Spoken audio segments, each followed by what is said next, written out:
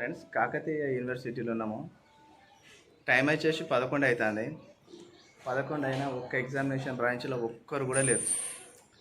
Certificates memos తీసుకోవడానికి కష్టము. Memos degree BEd college memos తీసుకోవడానికి కష్టము. ఈ బీఎడ్ కాలేజ్ మెమోస్ తీసుకోవడానికి ఒక 10 రోజుల ముందే మనం అప్లికేషన్ చేసుకోవాలి. చాలా తీసి ఈ ఎగ్జామినేషన్ బ్రాంచ్లో బీఎడ్ సెక్షన్ ఎడ్యుకేషన్ సెక్షన్లో అప్లై చేసుకుంటే మళ్ళీ 10 రోజుల తర్వాత రమ్మంటారు. 10-15 రోజుల తర్వాత వచ్చినాము. ఇప్పుడు పోయి చూస్తే అసలు ఆ కౌంటర్లో ఎవ్వరు లేరు. జూనియర్ అసిస్టెంట్ లేరు, సీనియర్ అసిస్టెంట్ లేరు, అటెండర్ లేరు, ఎవ్వరు లేరు.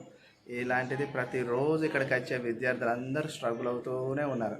పాపం ఎవరు చూసినా కానీ చాలా పాపం అందరికీ ఇబ్బందిగా చూడాలి. అందరు నిరీక్షిస్తారు.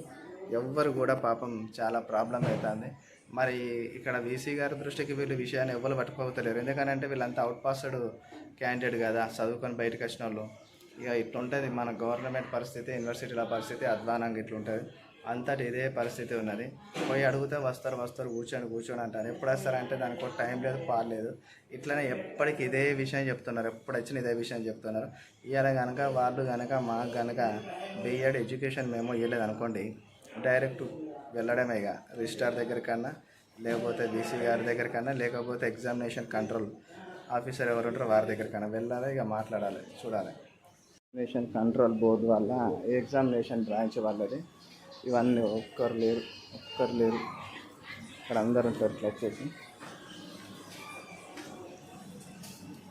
ఫార్మసీలు ఎవ్వరు లేరు. డైలీ ఇదే తంతు. ఇక్కడ ఎవ్వరు ఉండరు.